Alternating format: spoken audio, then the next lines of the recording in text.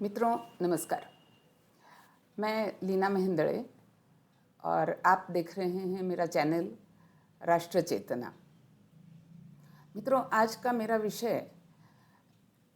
हमारी शिक्षा व्यवस्था और हमारी प्रशासन व्यवस्था से संबंधित है। तो संभव है कि मैं यह वीडियो दो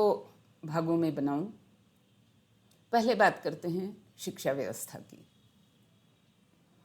आज अगर हम पूरे विश्व की शिक्षा व्यवस्था को देखें तो ये समझ में आता है कहीं ना कहीं, अगर हम तुलना करते हैं कि जिस प्रकार इंडस्ट्री में एक इंडस्ट्री चलती है, एक फैक्ट्री चलती है, उस फैक्ट्री के अंदर उस फैक्ट्री के अंतर्गत एक असेंबली लाइन चलती है और फिर उससे धड़ाधड़ ऐसे प्रोजेक्ट्स निकल करके ऐसे प्रोडक्ट्स निकल करके बाहर आते हैं जो बिल्कुल एक समान होते हैं, क्योंकि वह उसी असेंबली सिस्टम से निकलते हैं। मशीनों की एक खूबी यह भी होती है कि वे दूसरे मशीनों का भी निर्माण कर सकते हैं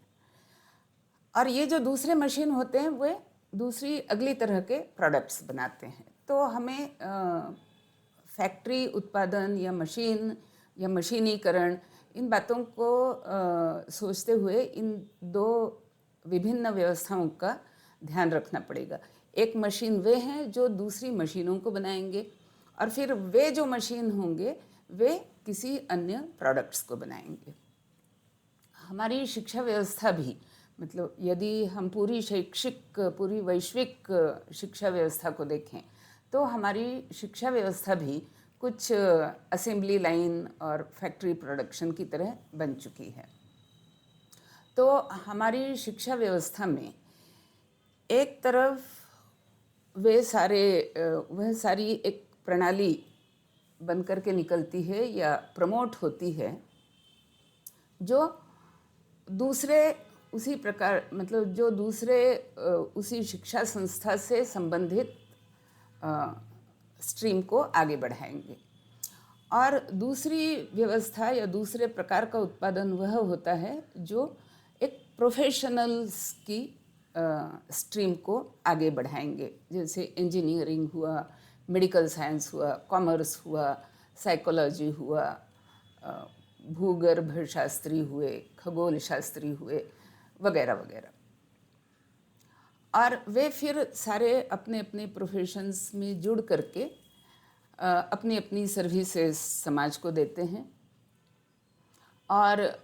चूँकि वे सारे के सारे एक ही प्रकार की शिक्षा प्रणाली से, एक ही प्रकार के सिलेबस से, एक ही प्रकार की सर्टिफाइंग परीक्षा के अंतर्गत निकले हुए होते हैं, तो कमोबेश सबों की सोच एक जैसी होती है। उनके जल्दी से एसोसिएशंस बन जाते हैं और फिर वे एसोसिएशंस इस बात का ख्याल रखते हैं, विशेष ध्यान रखते हैं कि उस मानसिकता से बाहर या उस मानसिकता से अलग हट करके, विपरीत सोच करके या अलग सोच करके अगर कोई दूसरा विचार सामने आ रहा है तो ये सारा पूरा का पूरा ग्रुप मिल करके उस दूसरे विचार को रोकने में सक्षम होता है। और दूसरी तरफ ये जो शिक्षा नाम का प्रोडक्ट बाहर निकलता है शिक्षा व्यवस्था में से, वह प्रोडक्ट किस प्रकार काम करता है, तो उसमें हमारे सारे शिक्षक आते हैं। पहला प्रोडक्ट तो वह है कि हमारी शिक्षा व्यवस्था अन्य शिक्षकों को बनाती है, पर केवल शिक्षकों को नहीं बनाती। वे सिलेबस लिखने वाली एक जमात को बनाती है, वे क्वेश्चन पेपर बनाने वाली एक जमात को बनाते हैं, क्वेश्चंस के आंसर्स चेक करने वाली एक अलग जमात होती है, स्कूल चलाने वाली मैनेजमेंट ये एक तरह की और एक जमात हो जाती है, कोचिंग क्लासेस ये एक तरह की जमात हो जाती है। और इस तरह से अब इस शिक्षा व्यवस्था में भी जो बच्चे पढ़ने के लिए आते हैं वे सारे के सारे उसी एक सिलेबस, उसी एक मानसिकता, उसी एक रैट रेस से होकर गुजरते हैं और इस तरह से एक यूनिफाइड विचार प्रणाली, एक ही ढर्रे की विचार प्रणाली ये पनपना आरंभ हो जाता है। जो स्कूल या जो भी संस्था इस प्रणाली से हट करके कुछ करना चाहे तो उसका बड़ी ज़ोर शोर से विरोध किया जाता है। लेकिन हाँ, अगर कोई बहुत बड़े आर्थिक संबल के साथ खड़ा हो जाए और बहुत हेवी मार्केटिंग के तहत अपनी शुरुआती काम ही एक बहुत बड़ी संख्या में करना आरंभ कर दे तो यानी वह भी उसी फैक्ट्री लाइन की ही तरह काम करे, असेंबली लाइन ही की तरह काम करे, तो वह अपने आप को इस्टेब्लिश करने में सफल हो जाता है। अब इस शिक्षा व्यवस्था में क्या होता है कि आरंभ में तो कई प्रकार से लोग अपनी अपनी संस्था के एक सिद्धांतों के मुताबिक वे संस्था चलाने का प्रयास करते हैं, लेकिन धीरे धीरे ये जो सारा एक अलग अलग जगहों पर बिखरे हुए स्कूल्स हैं, शिक्षा संस्थाएं हैं, अलग अलग गाँवों में हैं, शहरों में हैं, अलग अलग देशों में हैं, अलग अलग विषयों में हैं, ये सारे धीरे करके इनका केंद्रीकरण होना आरंभ हो जाता है और फिर ये एक बहुत विशाल केंद्रीकृत ढांचा बन जाता है। और फिर विश्व के सभी देश इसी प्रकार के ढांचे में ढल जाते हैं, तो कोई इसमें आश्चर्य की बात नहीं अगर हमारे देश की शिक्षा व्यवस्था भी इसी प्रकार के ढांचे में ढल चुकी है। अब यहाँ एक सोचने की बात है कि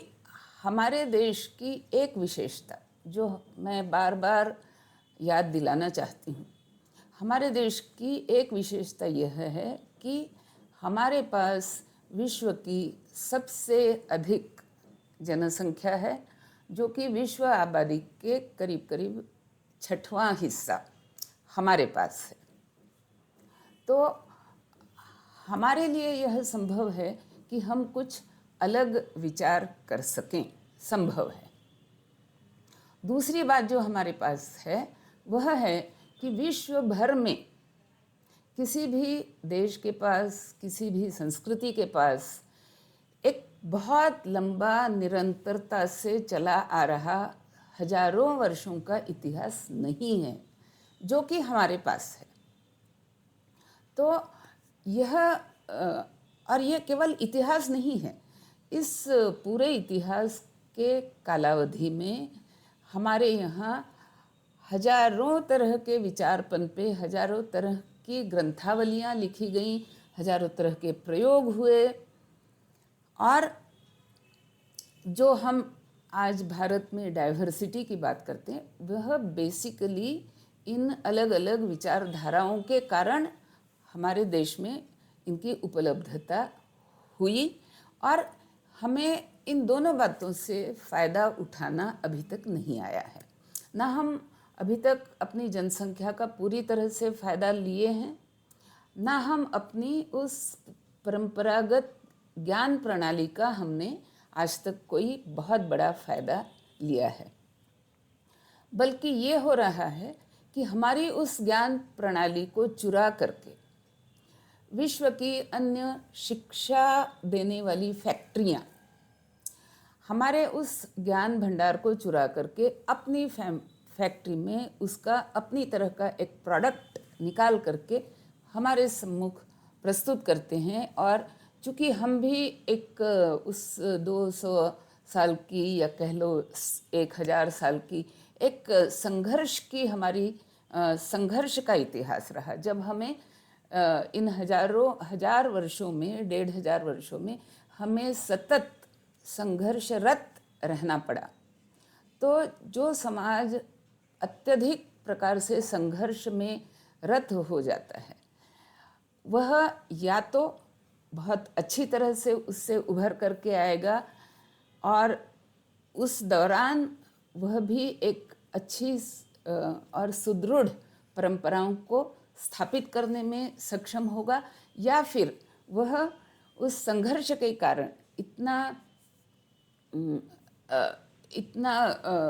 अपना बलहीन हो चुका होगा, या अपना बल सामर्थ्य बहुत हिस्सों तक वो खो चुका होगा कि नवनिर्माण के लिए उसके पास अब कोई बहुत अधिक उत्साह या ऊर्जा नहीं बची। दोनों बातें हो सकती हैं, और मुझे लगता है कि हमारे समाज के साथ दोनों तरह की बातें थोड़े प्रमाण में हुई हैं। लेकिन जो एक महत्व का मुद्दा निकल करके आता है वो ये है कि हमारी जो भी कोई एक शिक्षा व्यवस्था थी, जिस शिक्षा व्यवस्था में ठप्पे नहीं लगते थे, असेंबली प्रोडक्शन नहीं निकलता था, एक तरह की सोच वाले, एक ही मापदंड वाले, एक ही प्रकार का स्टैंडर्डाइजेशन लिया हुआ प्रोडक्ट हमारी शिक्षा व्यवस्था से नहीं निकलता था, वो अब हमारी शिक्षा व्यवस्था से उसी प्रकार के प्रोडक्ट निकलने आरंभ हुए हैं। और आज नहीं, जब से अंग्रेज़ों ने हमारे यहाँ यूनिवर्सलाइजेशन ऑफ एजुकेशन के नाम पर करीब 1760 से लेकर के अब उनकी बनाई हुई एक शिक्षा व्यवस्था चलाई और हमारे यहाँ जो गुरुकुलों का ह्रास किया।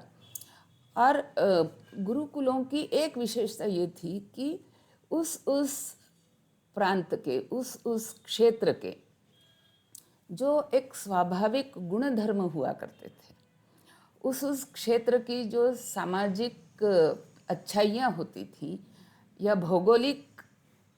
रिसोर्सेस, संसाधन हुआ करते थे, उनको केंद्र में रख करके ये उस गुरुकुल की शिक्षा प्रणाली बनती थी। तो यूनिवर्सलाइजेशन ऑफ एजुकेशन के कारण उस तरह का जो एक विकेंद्रीकृत और डाइवर्सिफाइड शिक्षा व्यवस्था हमारे देश में थी, वह हमने खो दी।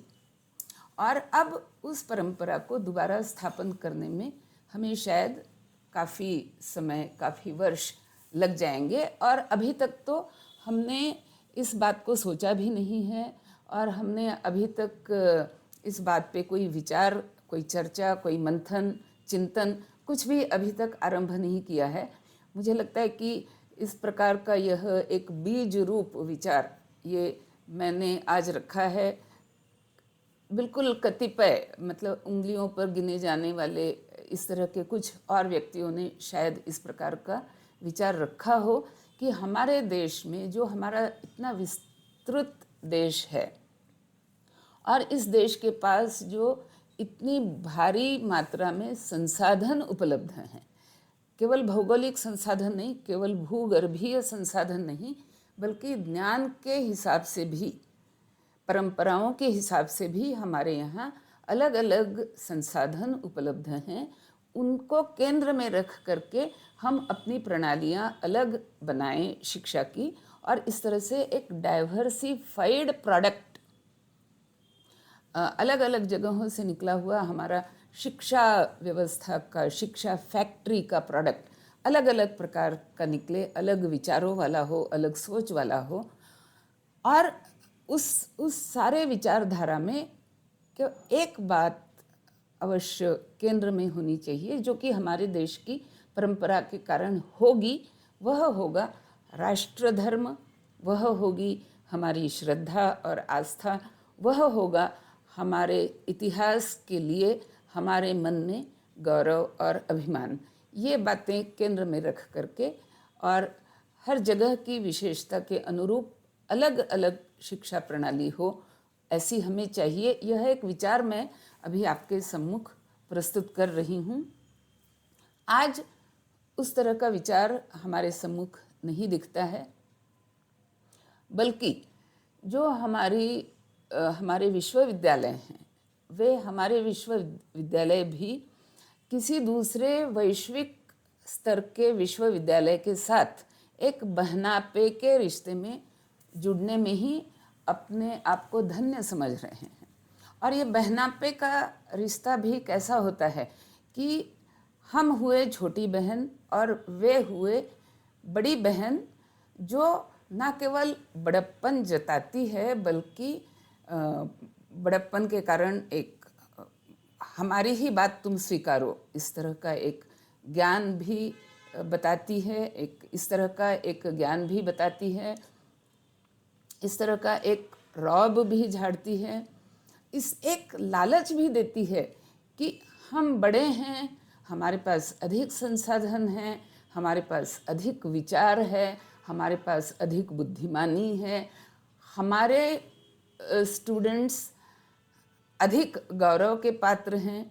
तो तुम हमारे विचार प्रणाली के मुताबिक चलो, तो ये जो सारा हमारा बड़प्पन है यह अपने आप तुम्हारे पर,